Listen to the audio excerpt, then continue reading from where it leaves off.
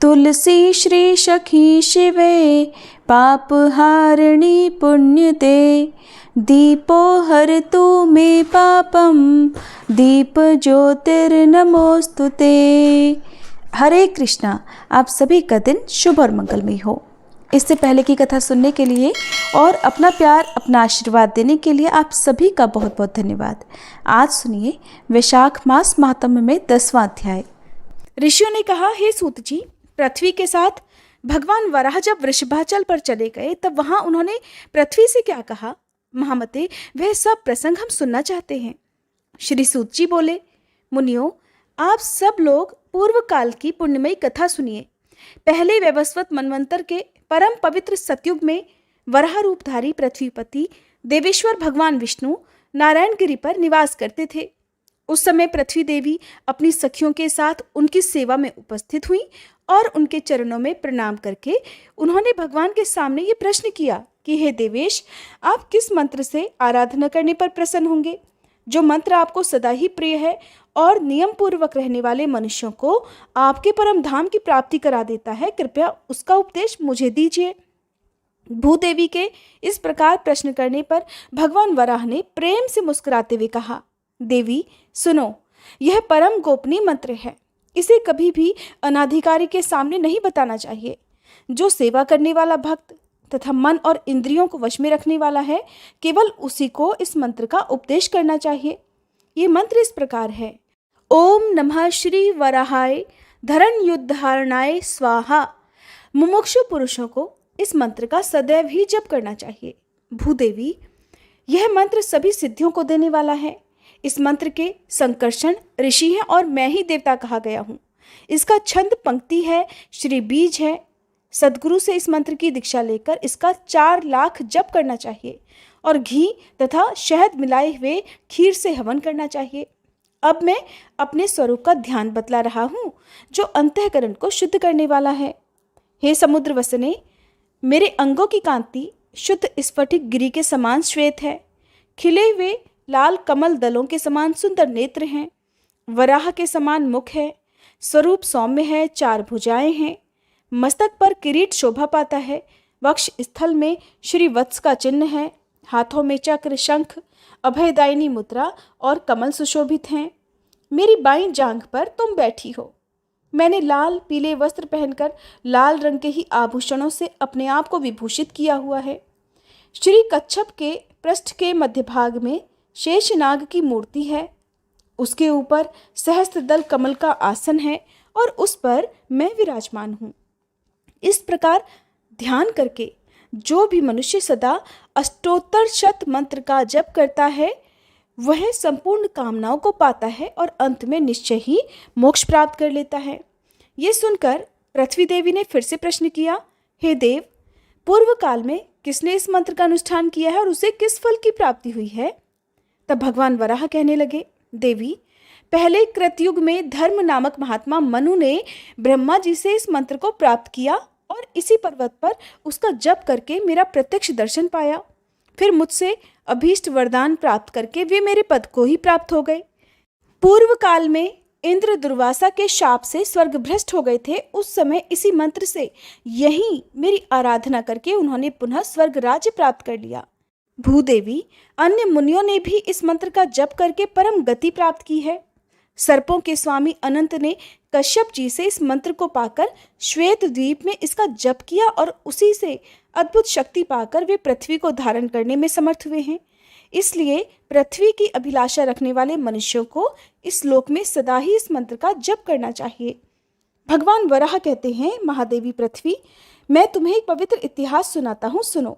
वैवस्वत मनवंतर के आदि सतयुग में वायु देवता का बड़ा भारी तप देखकर लक्ष्मी निवास भगवान श्री विष्णु, श्री देवी और भूदेवी के साथ स्वामी पुष्करणी के तट पर आए। इसके दक्षिण तट पर परम पवित्र आनंद नामक विमान में वे श्री लक्ष्मीकांत श्री विष्णु सदा वायु देवता का प्रेय करते हुए निवास किया करते थे। तभी से कार्तिकेय जी द्वारा निरंतर पूजित होकर भगवान ऋषिकेश इस विमान पर अदृश्य भाव से रहते हैं और आगे भी रहेंगे। पृथ्वी ने कहा, मनुष्यों की दृष्टि में न आने वाले भगवान विष्णु किस प्रकार उन्हें यहाँ प्रत्यक्ष दिखाई देंगे, ये भी बताइए। तब भगवान वराह कहने लगे, देवी, महर्षि अगस्त्य ने इस पर्वत पर आकर सनातन देव भगवान विष्णु का दर्शन किया और 12 वर्षों तक कठिन आराधना करके उन्हें बारंबार प्रसन्न किया। इसके बाद भगवान से ये याचना की कि प्रभु आप सदा यहाँ निवास करें और सभी लोगों को आपका प्रत्यक्ष दर्शन होता रहे। उनके ऐसा कहने पर श्री भूदेवियों के साथ भगवान विष्णु इस प्रकार बोले कि देवर्षि, मैं तुम्हारे संतोष के लिए यहाँ समस्त देहधारियों को प्रत्यक्ष दर्शन देता हुआ निवास करूंगा, परंतु यह विमान कभी किसी को दिखाई नहीं देगा। भगवान का ये वचन सुनकर अगस्त मुनि प्रसन्न होकर अपने आश्रम को चले गए। तब से भगवान विष्णु मुनियों के ही ध्यान में आने वाले इस विमान पर मनुष्य आदि प्राणियों की दृष्टि के विषय होकर चतुर्भुज रूप से निवास करते हैं और आगे भी निवास करते रहेंगे। स्कंद स्वामी सदा उनकी आराधना करते हैं और वायु देवता सेवा में तत्पर रहते हैं।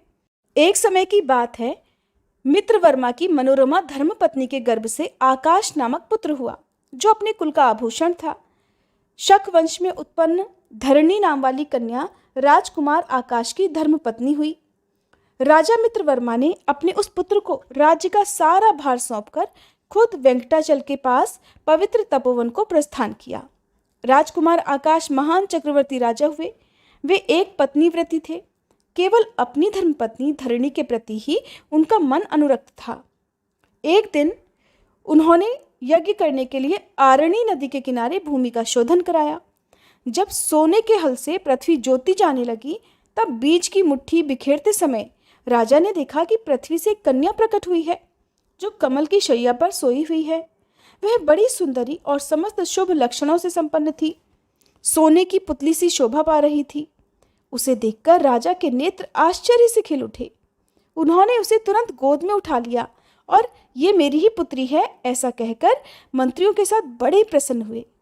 ठीक उसी समय आकाशवाणी हुई कि राजन, वास्तव में ये तुम्हारी ही पुत्री है। इस सुंदर नेत्र वाली कन्या का तुम ही पालन पोषण करो। आकाशवाणी की बात सुनकर राजा के मन में और भी प्रसन्नता हो गई।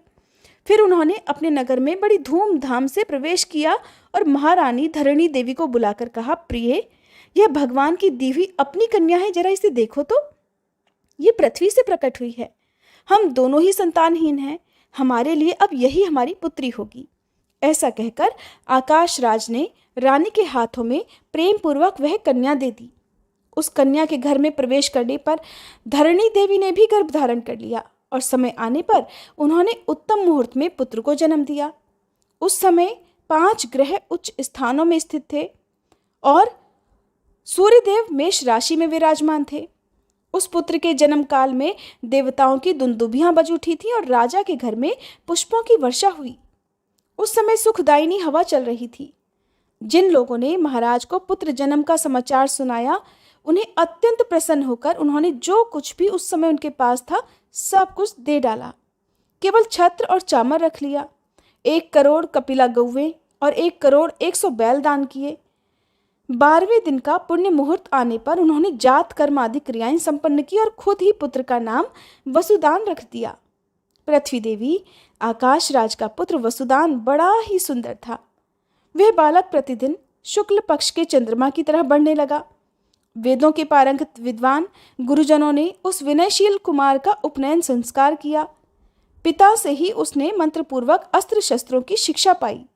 अंग और उपांगों सहित धनुर्वेद के 4 पादों का अध्ययन किया।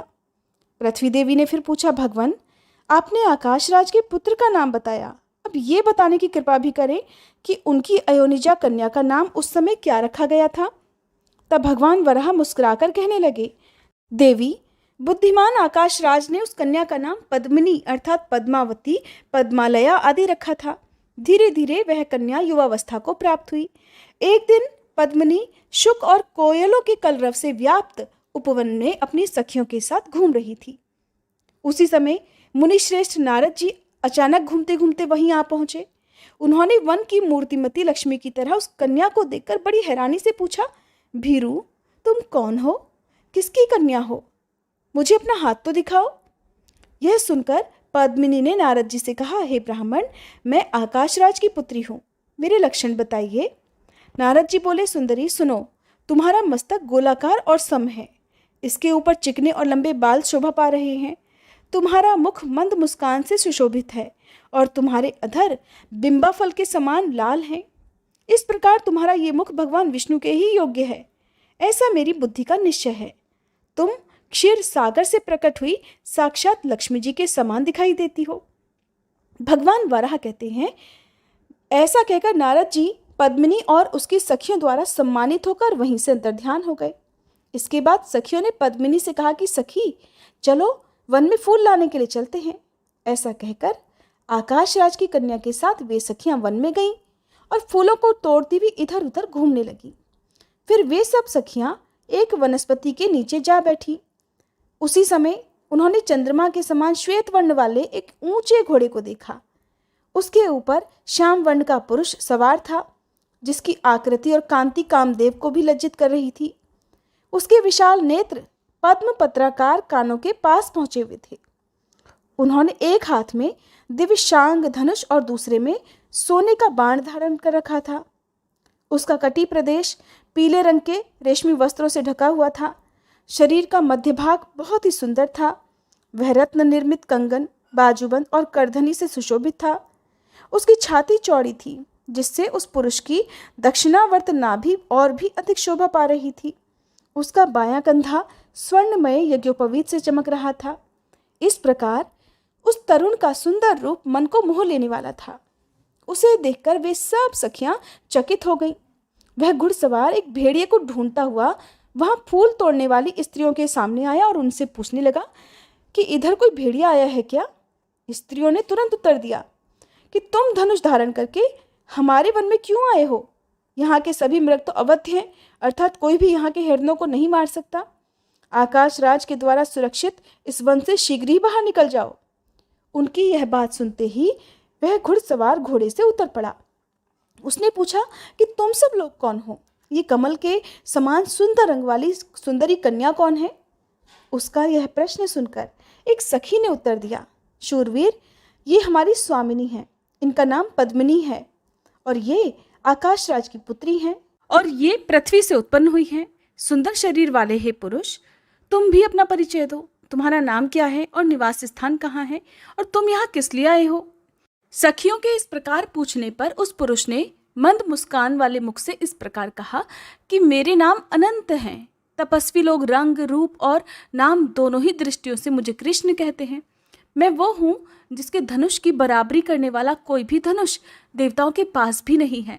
लोग मुझे वेंकटाचल निवासी वीरपति कहते हैं और शिकार करने के लिए मैं इस वन में आया हूँ।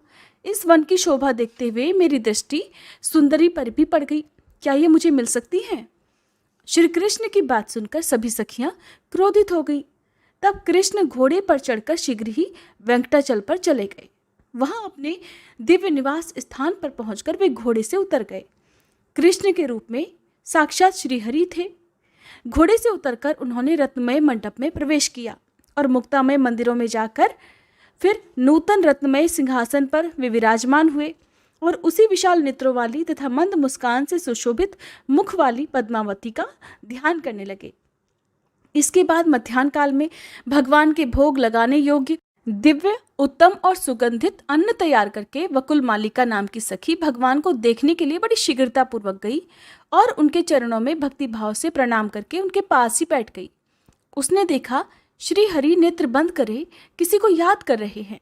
तब उस सखी ने कहा, देव देवेश्वर उठिए, पुरुषोत्तम, आपके लिए बहुत उत्तम रसोई तैयार की गई है। माधव, अब भोजन के लिए पधारिए। तब श्री भगवान बोले, सखी, प्राचीन काल की बात है। पवित्र त्रेता युग में जब मैंने रावण का वध किया था, उस समय वेदवती नाम वाली एक कन्या ने लक्ष्मी जी की सहायता की थी। लक्ष्मी राजा जनक के यहाँ पृथ्वी से उत्पन्न होकर सीता के रूप में निवास करती थीं। फिर मुझसे विवाह होने पर जब वे मेरे साथ वन में गईं, तब एक दिन पंचवटी में मारीच नामक राक्षस का वध करने के लिए मैं आश्रम से बाहर गया। मेरा छोटा भाई लक्ष्मण भी सीता जी के कहने से ही मेरे पीछे पीछे आ गया। इसके बाद राक्षस राज रावण सीता को हरकर ले जाने के लिए मेरे आश्रम के पास आया। उस समय मेरे अग्निहोत्र गृह में विद्यमान अग्निदेव रावण की वैसी चेष्टा जानकर सीता जी को साथ लेकर पाताल में चले गए और अपनी पत्नी स्वाहा की देखरेख में सीता जी को सौंप कर लौट आए। पूर्व काल में कल्याणमयी वेदवती को एक बार उसी राक्षस ने स्पर्श कर लिया था, जिससे दुखी होकर उसने जलती हुई अग्नि में अपने शरीर को त्याग दिया। उस समय उसी वेदवती को रावण का संहार करने के उद्देश्य से अग्निदेव ने सीता के समान रूप वाली बना दिया और मेरी पर्णकुटी में सीता जी के स्थान पर उसे लाकर छोड़ दिया। रावण ने उसी का अपहरण करके लंका में ला बिठाया। इसके बाद रावण के मारे जाने पर अग्नि परीक्षा के समय उसी वेदवती ने अग्नि में प्रवेश किया। उस समय अग्निदेव ने स्वाहा के समीप सुरक्षित जनक नंदिनी सीता रूपा लक्ष्मी जी को लाकर पुनः मेरे हाथ में दिया और इस प्रकार कहा कि देव, यह वेदवती सीता का परम प्रिय करने वाली है, इसलिए आप इसे वरदान देकर प्रसन्न करें। अग्नि की यह बात सुनकर कल्याणमयी सीता जी ने भी मुझसे कहा कि प्रभु, ये वेदवती सदा मेरा प्रिय कार्य करने वाली है, ये उच्च कोटि की भगवत भक्त है, इसलिए आप स्वयं ही इसे अंगीकार करें। तब मैंने कहा कि देवी, मैं कलयुग में तुम्हारे कहे अनुसार ही कार्य करूंगा, तब तक ये देवताओं से पूजित होकर ब्रह्मलोक में निवास करे। इसके बाद पृथ्वी से उत्पन्न होकर ये आकाशराज की पुत्री होगी। सखी, इस प्रकार मैंने और लक्ष्मी जी ने पूर्व काल में जिसे वरदान दिया था, वह सुंदरी इस समय नारायणपुर में पृथ्वी से प्रकट हुई है। वह लक्ष्मी के समान ही सद्गुणवती है, उसके नेत्र कमल के समान परम सुंदर हैं। और आज जब मैं शिकार खेलने गया हुआ था, तब वह मेरे देखने में आई थी। वो अपने ही समान सुंदरी सखियों के साथ वन में फूल तोड़ रही थी। हे वकुल मालिके, तुम वहां जाकर उस कन्या को देखो और ये जान लो कि वह अपने अनुपम रूप और लावण्य से इस प्रशंसा के लायक है भी या नहीं। तब वकुल मालिका सखी देवाधिदेव भगवान को प्रणाम करके गुंजा के दाने के समान लाल रंग वाले घोड़े पर सवार हुई और उनके बताए हुए मार्ग से चल दी। रास्ते में अनेक प्रकार के हिरणों, पक्षियों और वृक्ष लताओं को देखती हुई और बार बार प्रसन्न होती हुई वह आरणी नदी के पश्चिम तट पर जा पहुंची। फिर वहां पर जाकर उसने जो कुछ देखा और उसके बाद जो कुछ भी हुआ, उसका वृतांत आप सभी अगले अध्याय में सुनिएगा। उम्मीद है आज की ये कथा आपको पसंद आई होगी।